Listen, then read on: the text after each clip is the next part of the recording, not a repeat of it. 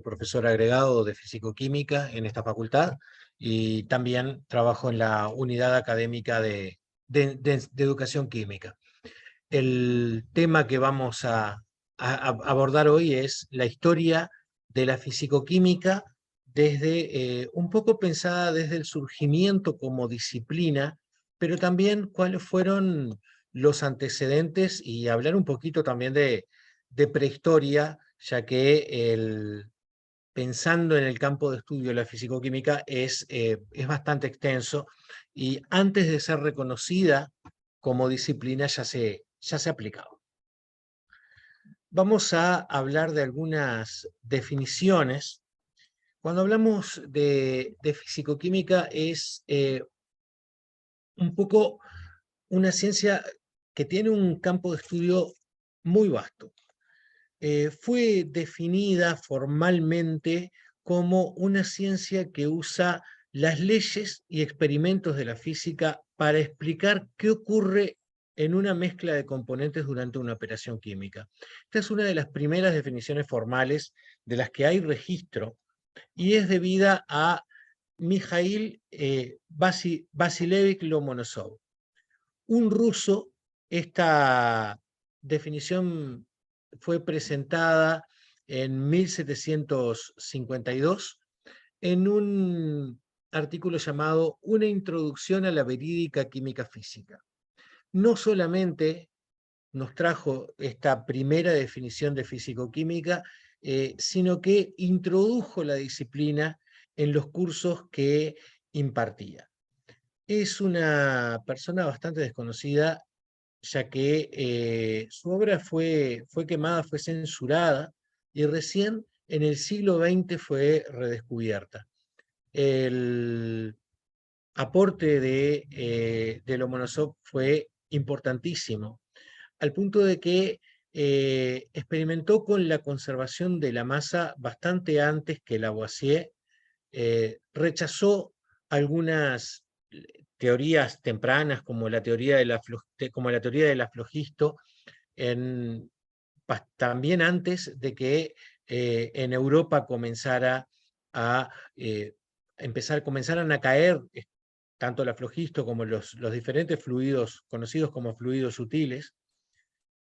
Y fue una persona que no se dedicó exclusivamente a la química o a la fisicoquímica. En realidad su principal actividad era la geología. Sus contribuciones fueron importantísimas, tanto a la geografía como a la construcción de mapas, a la astronomía. Descubrió, por ejemplo, durante un eclipse que Venus era un planeta que tenía atmósfera, y no se quedó solamente en el campo de la ciencia, sino que también fue poeta, pintor, publicó la primera historia de Rusia y contribuyó a la gramática. O sea que estamos ante una persona de quien se puede esperar una definición de una disciplina. Toda su formación, todo su campo de preocupación por las distintas disciplinas, lo volvían ese tipo de persona de la que se puede esperar la creación de un nuevo, o por lo menos la identificación de un nuevo campo de estudio. Lamentablemente, como les decía, su obra fue censurada y no se supo mucho de Lomonosov en los libros y en las diferentes historias de la química y de la fisicoquímica, sino hasta avanzado el siglo XX, por lo que de pronto no tuvo el reconocimiento merecido y no figura entre los grandes científicos de la historia de la química y de la fisicoquímica a la que tanto contribuyó. Actualmente las definiciones son un poco más abarcativas, más adaptadas al contexto de nuestros días. Por ejemplo, una definición clásica que aparece en los libros de fisicoquímica, entre ellos en el libro de fisicoquímica de cabecera que estamos usando en el momento, el Levine. La fisicoquímica es el estudio de los principios físicos subyacentes que gobiernan las propiedades y el comportamiento de los sistemas químicos. La Enciclopedia Británica la define como la rama de la química que se preocupa por las interacciones y transformaciones de los materiales. A diferencia de otras ramas, se centra en los principios de la física que subyacen a todas las interacciones químicas. Por ejemplo, leyes de los gases. Se centra en la medida, en la correlación y en la explicación de los aspectos cuantitativos de las reacciones. Como ven, en todas las definiciones de fisicoquímica hay bastante de experimental. Y bueno, y después tenemos a la American Chemistry Society, que define a la fisicoquímica más desde el punto de vista de su campo de aplicación, como principios de física involucrados en las reacciones químicas, y examina cómo se comporta la materia a nivel molecular y atómico y cómo ocurren las reacciones químicas. Continúa diciendo que los fisicoquímicos se enfocan en comprender las propiedades físicas de los átomos y moléculas, el camino por el cual se dan las reacciones químicas y lo que significan estas propiedades. Sus descubrimientos se basan en entender las propiedades químicas y describir su comportamiento usando teorías de la física y cómputos matemáticos. Hay una definición también clásica debida a Pauli que es demasiado, si estas definiciones les parecen generales, Pauli la define como todo aquello que resulta interesante.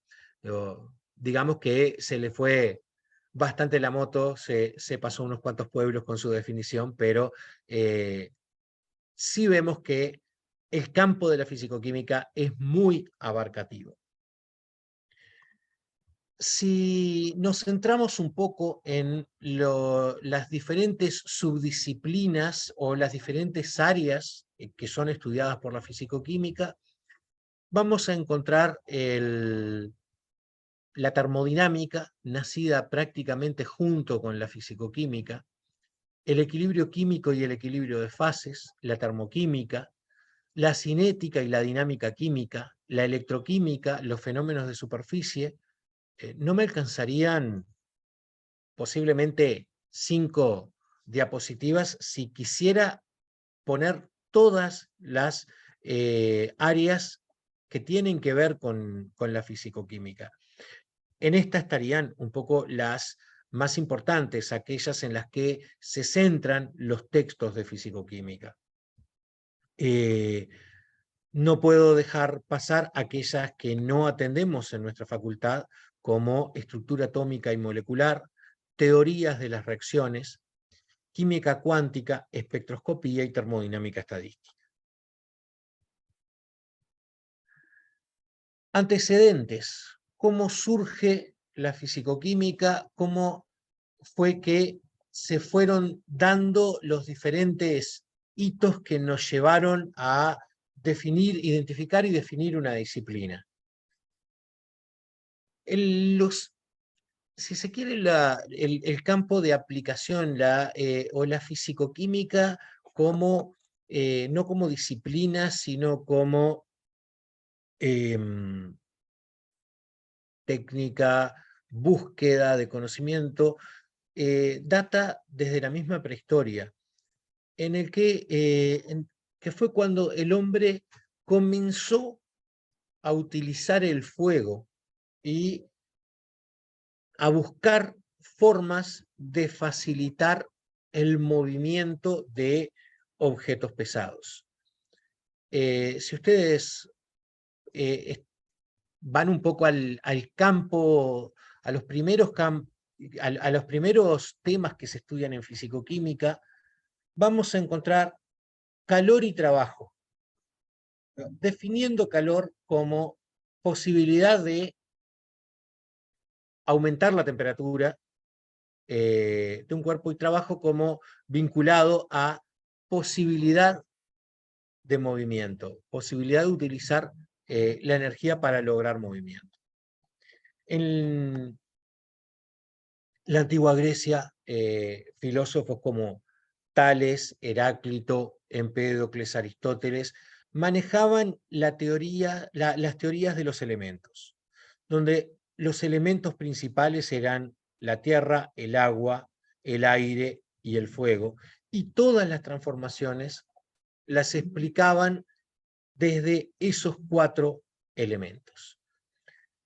Más adelante, con el surgimiento de la alquimia, esas transformaciones empezaron a complejizarse un poco, empezaron a tomar importancia otros materiales, como el azufre, por ejemplo, y bueno, y empezaron a surgir también no solamente las personas, sino las instituciones.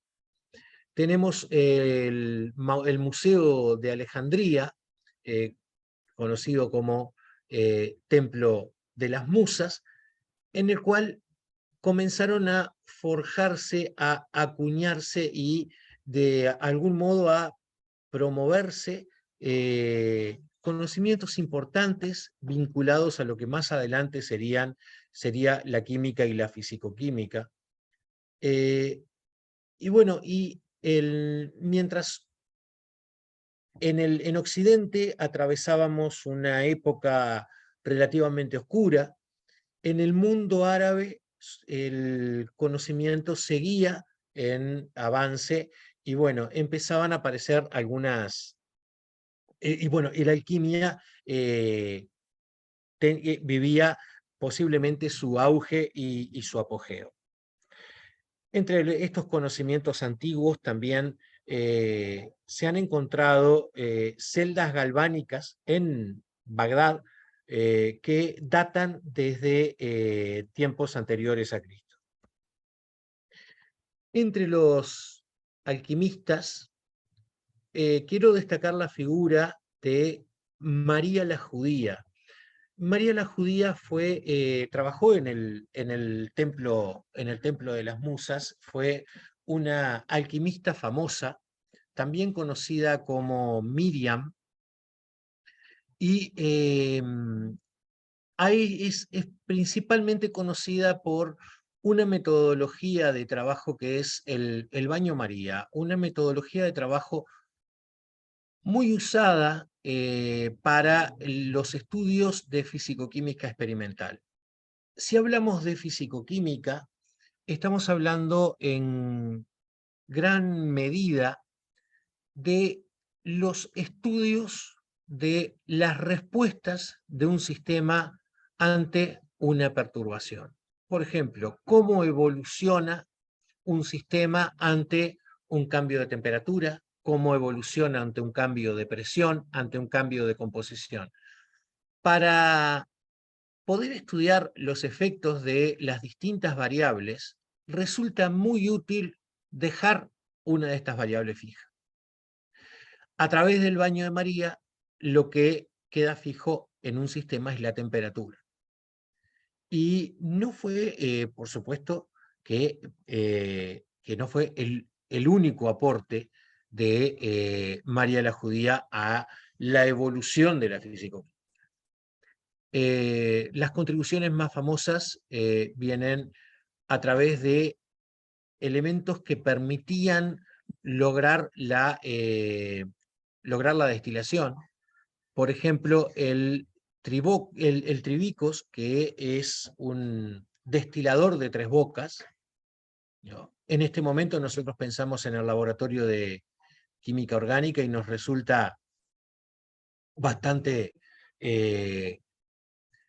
fácil pensar en la destilación estamos hablando de el siglo II después de Cristo posiblemente. No hay muchos, no hay muchas, no se conservó mucho material vinculado a María la Judía. Su historia se conoce principalmente a través del alquimista egipcio Zósimo, que la menciona mucho en los documentos que dejó. Otra contribución importante es el querotaquis, que es un doble hervidor con reflujo.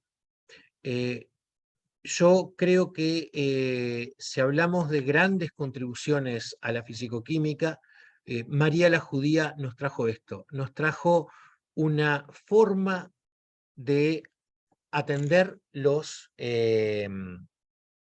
experimentos en fisicoquímica. Y por eso es que quise darle este lugar en este primer lugar en la presentación que les estoy haciendo. Más adelante, ya sobre los siglos XV, XVI, XVII, teníamos una alta participación de los alquimistas en lo que era la construcción del avance del conocimiento en química. Uno de los principales era el alquimista Joachim Becker, quien trajo un término que se usó mucho durante esta época, fue el término flogisto. El término flogisto estaba asociado a la posibilidad de que una sustancia se quemara. Estaba asociado directamente a la combustión. Y más adelante, George Stahl definió la flogisto más formalmente de lo que Joachim Becker la utilizaba. Hablaba de que toda sustancia susceptible de sufrir combustión contiene flogisto y el proceso de combustión consiste básicamente en la pérdida de dicha sustancia.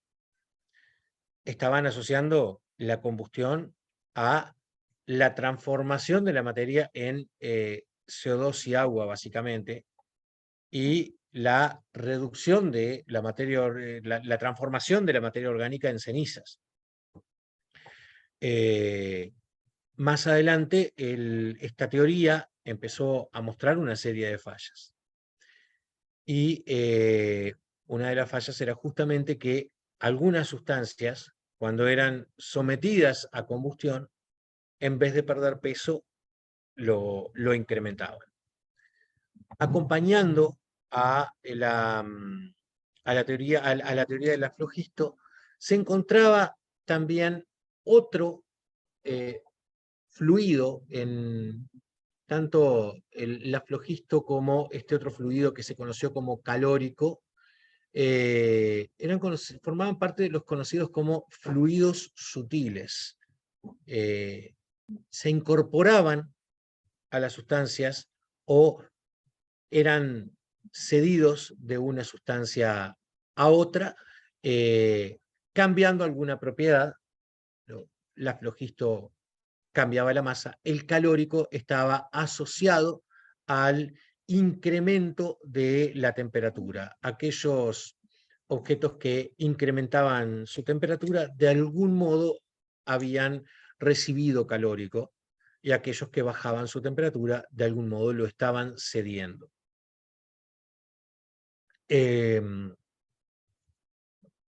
Más adelante, ya con el surgimiento de la química, algunos científicos como Lavoisier, en sus reflexiones sur la phlogistique, empezaron a encontrar que la teoría de la flogisto no explicaba todos los cambios.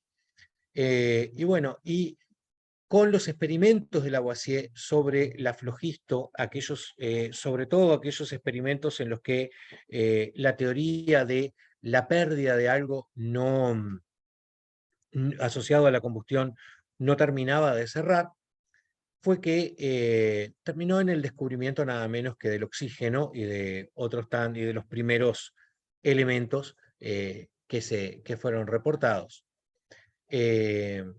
Por su parte, Benjamin Thompson, haciendo algunos experimentos con cañones sobre incremento de temperatura relacionado con la fricción, llegó en un momento a notar que el agua en contacto con un cañón a través del cual pasaba una bala podía llegar a hervir, y otros experimentos de Sir Humphrey Davy Sir Humphrey Davy también trabajó con la fricción, pero su material de trabajo no eran metales calientes, sino que era hielo envuelto en goma o envuelto en una sustancia parecida a la goma para evitar la interacción con el resto del ambiente. Encontró que había realmente grandes contradicciones entre sus observaciones y esa teoría de un fluido sutil llamado calórico que el propio Lavoisier defendía, ¿verdad? Humphrey Davy tenía 19 años cuando publicó que sus experimentos que contradecían la teoría del calórico. Y asociado también a este inicio de las nuevas disciplinas vinculadas a la química, tenemos la creación de la Royal Society, uno de cuyos miembros destacados fue Robert Boyle. Todo el mundo conoce a Boyle a través de la ley que lleva su nombre. Un poco fueron los primeros estudios cuantitativos sobre gases. Pero el aporte de Boyle al desarrollo de las disciplinas vinculadas a la química, y en particular a la fisicoquímica, va más allá, porque Boyle fue un acérrimo defensor de la importancia de la experimentación en química. Siendo uno de los fundadores de la Royal Society of London for Improving Natural Knowledge, no es raro que esta sociedad haya tomado como lema una máxima latina del siglo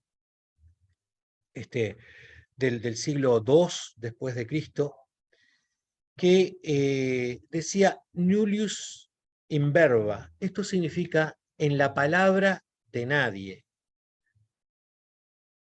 Se puede interpretar esta frase como que no hay ninguna persona que pueda imponer el conocimiento simplemente por un criterio de autoridad o un criterio de a mí me parece que, sino que la experiencia, la experimentación está por encima de cualquier persona que pueda llegar a emitir un juicio sobre un conocimiento científico. Entonces, en la palabra de nadie, pone por encima a la experimentación como criterio de verdad asociado a conocimiento.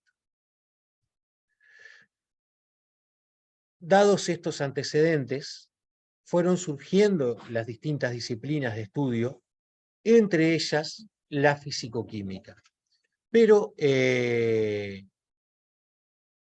tomando como base los estudios de muchos otros, aparte de Lavoisier, Davy, Thomson, Boyle, el primer laboratorio de fisicoquímica, llamado Laboratorio de Fisicoquímica, fue fundado en Leipzig en 1887 por Wilhelm Oswald. Wilhelm Oswald fue más adelante premio Nobel en química por el reconocimiento de su trabajo en catálisis y en equilibrio químico y velocidades de reacción. Como ven, los científicos de esa época un poco eran especialistas en muchas ramas, pero fueron estableciendo las bases del conocimiento en las distintas ramas de la química. Oswald trabajó junto y en la misma época con Jacobus van Hoff, con quien en 1887 fundó la primera revista de fisicoquímica. Un poco más adelante, en 1896, surgía en Estados Unidos el Journal of Physical Chemistry, dirigido por Wilder Dwight Bancroft. Junto con Oswald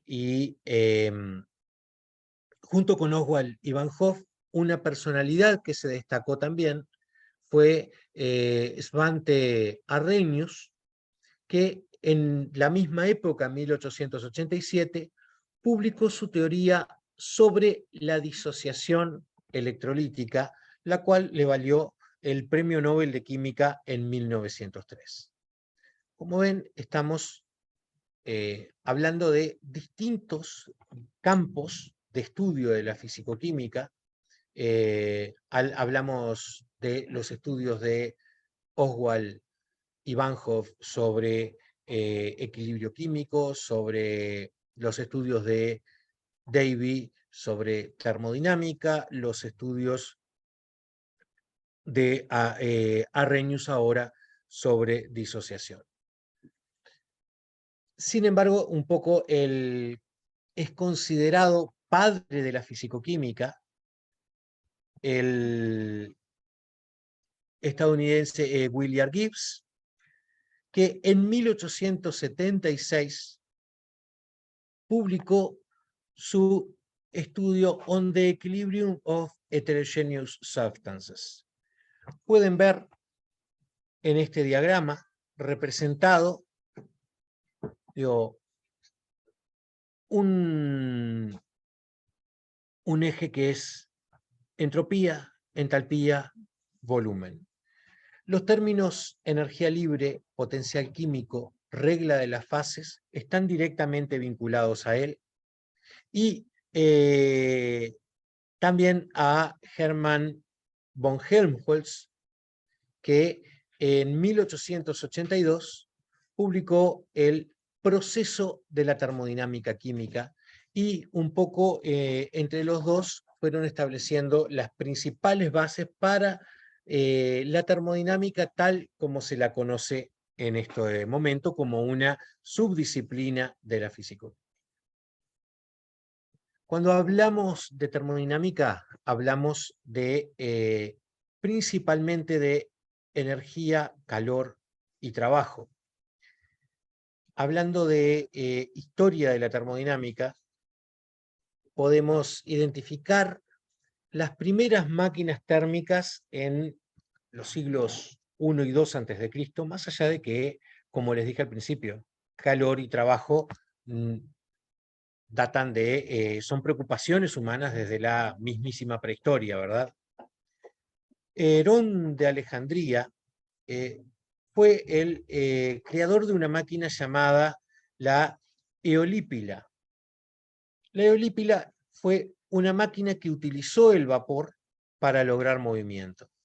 Constaba de un recipiente en el que se colocaba agua, se suministraba calor a través del fuego, y el vapor generado era expulsado por dos salidas que hacían que una bolita rotara. Esta máquina que parece más un juego que una máquina a vapor, ya que lo que generaba era cierto asombro, es una de las primeras máquinas que se utilizó para obtener un movimiento rotatorio. Si bien este movimiento rotatorio no fue inmediatamente utilizado, sí sentó las bases para lo que más adelante serían las máquinas a vapor de Papin y Watts, ¿verdad?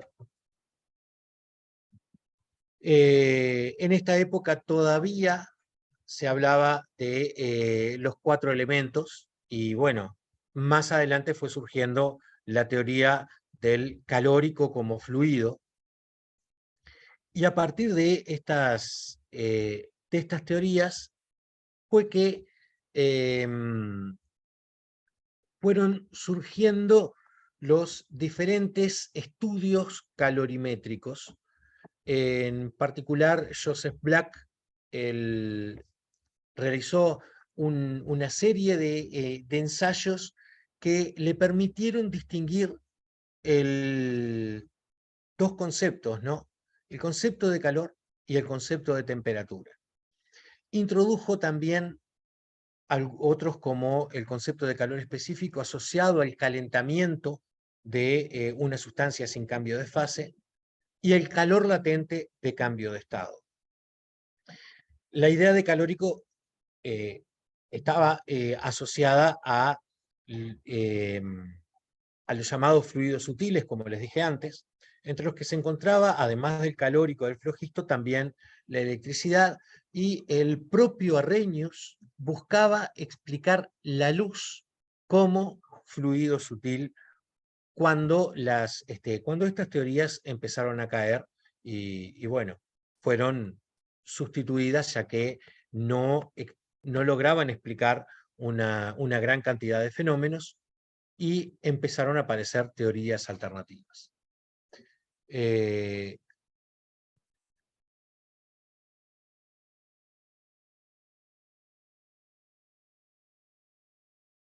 Sobre el calórico y el flogisto, habían empezado a incorporar hipótesis ad hoc, prácticamente postulados, decisiones,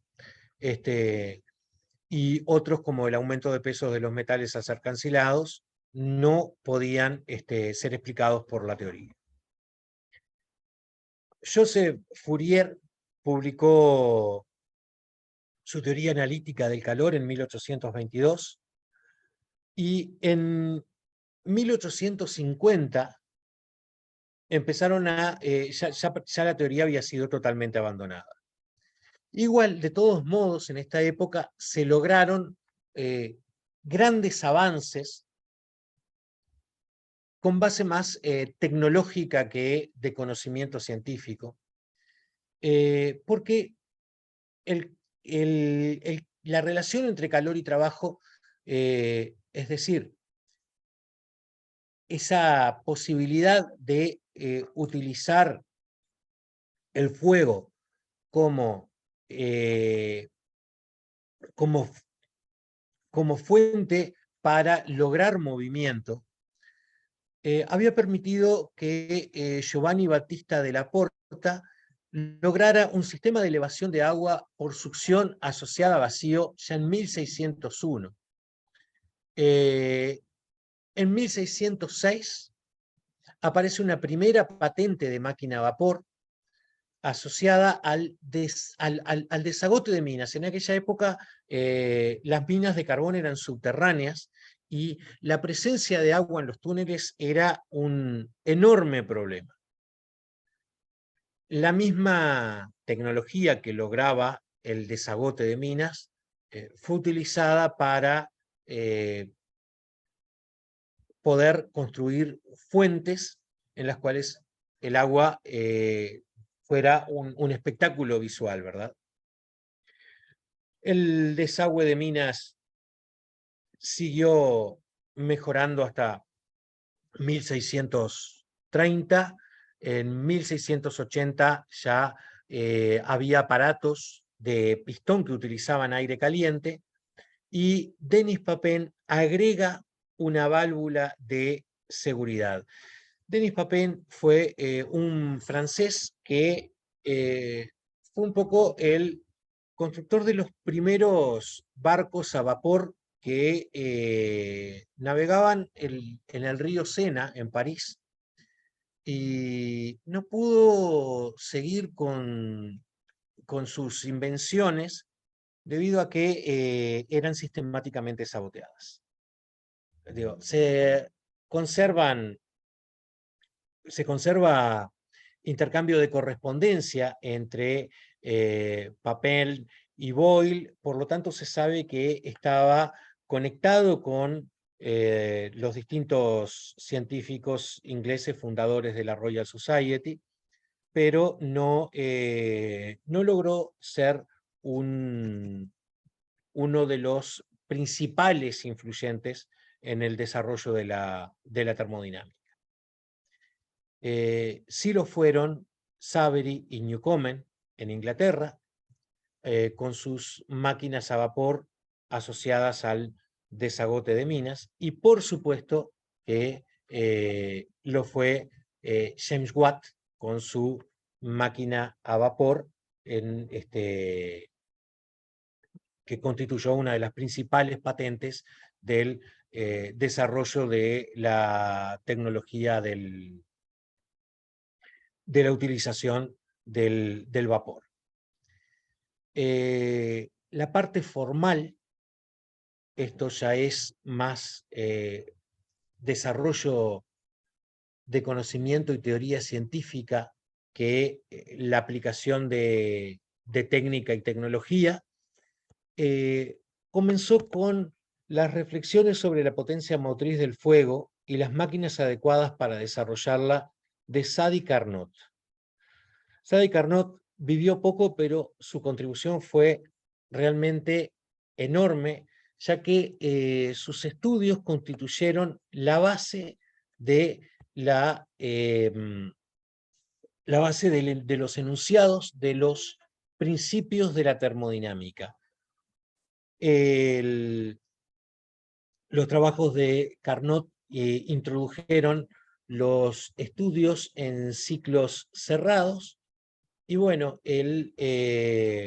los conceptos de adiabaticidad y generación de trabajo útil. Clapeyron dijo de Carnot que evitando el uso del análisis matemático lleva a través de dificultosos y enrevesados argumentos a resultados que pueden ser deducibles fácilmente de una ley más general que trataré de evidenciar. Thomson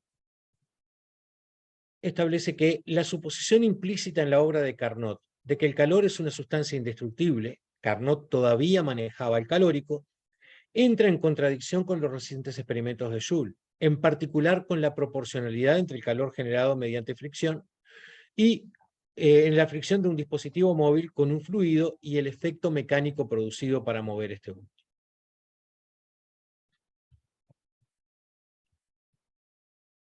Clapeyron y Thomson estaban enunciando una nueva teoría. De acuerdo con la teoría de las revoluciones científicas de Kuhn de 1962, para que ocurra un cambio paradigmático, el sistema actual debe volverse catastróficamente ineficaz. Y un nuevo paradigma alternativo debe ocupar su lugar. Cada vez eran más, como vimos, la cantidad de fenómenos que no podían explicarse a través de la teoría del calórico. Davy, en 1798, demostró por reducción al absurdo la propuesta de que la luz era una modificación del calórico. Y bueno, argumentó contra el calórico mismo a través de la fusión de dos piezas de hielo por simple fricción, en un sistema totalmente aislado. Esto llevó a que Rudolf Clausius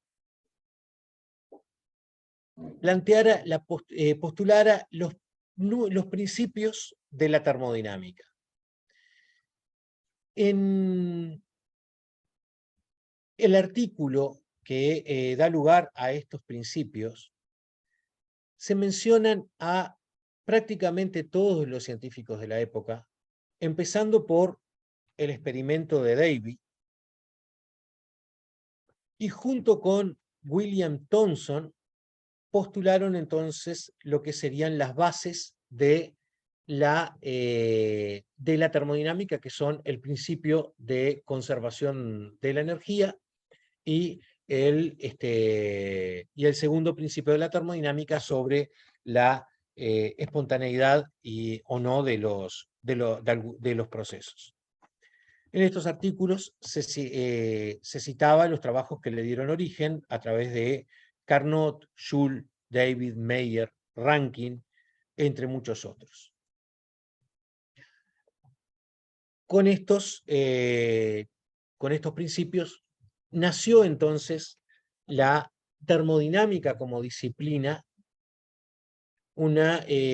directamente vinculada a la fisicoquímica. En otras áreas, la electroquímica tuvo como principales exponentes en su creación a Alessandro Volta, también a Davy y a Michael Faraday.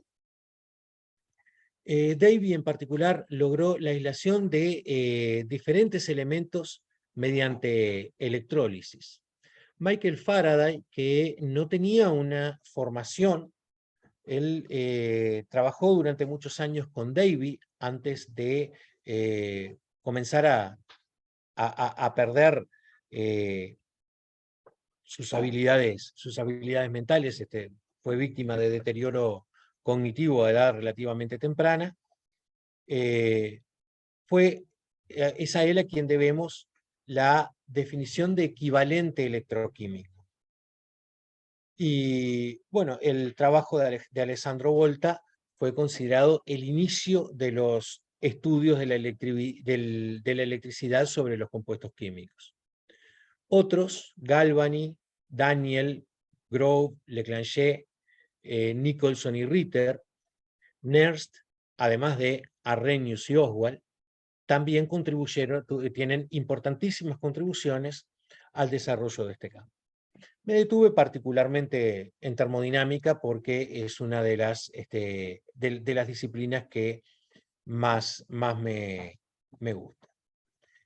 Cuando hablamos de termoquímica, sus precursores fueron Lavoisier y Laplace, con los primeros calorímetros, más allá de que antes Black había utilizado también la calorimetría, pero todavía aún del desarrollo de la química propiamente dicha. Más adelante, los estudios de Thomson estudiaron las magnitudes asociadas a intercambios térmicos durante reacciones químicas. Berthelot midió calores de combustión y en 1840 aparece la ley de Hess sobre las transformaciones y los independientes del camino.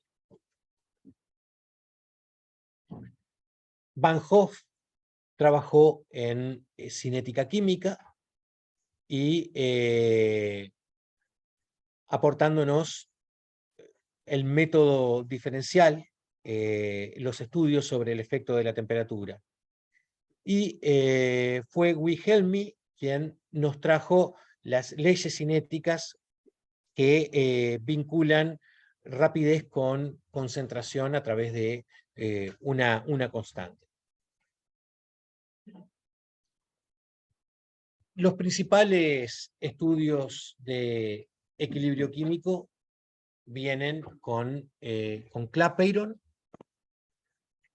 en el año, en los surgimientos de la fisicoquímica en los 850 aproximadamente. Raoul estudió la fisicoquímica de las disoluciones, al igual que William Henry. Le Chatelier, un poco todos conocemos el gran aporte de Le Chatelier a través de sus estudios de las respuestas ante las perturbaciones, y fueron Weiss y Gulber quienes nos trajeron la conocida ley de acción de masas o expresión de la constante de equilibrio en función de las concentraciones de las especies que participan de una reacción química. Ya cuando hablamos de estructura molecular, teorías de las reacciones químicas, química cuántica, espectroscopía y termodinámica estadística, estaríamos apuntando a otras ramas que posiblemente tengan otra persona que les hable de su historia, pero ya estamos entrando en el siglo XX, y bueno, así como les hablé de la caída del paradigma centrado en los fluidos sutiles y su sustitución por la ley de conservación de la energía y la segunda ley de la termodinámica, estamos ante nuevas teorías de la fisicoquímica que pueden llegar a traer también, que pueden llegar a traer, no, que han traído cambios importantes y explicado algunos fenómenos que la fisicoquímica clásica no lo estaría haciendo. Bueno, hasta acá estaría llegando mi presentación. No sé si alguien tiene alguna contribución o quieren hacer algún aporte.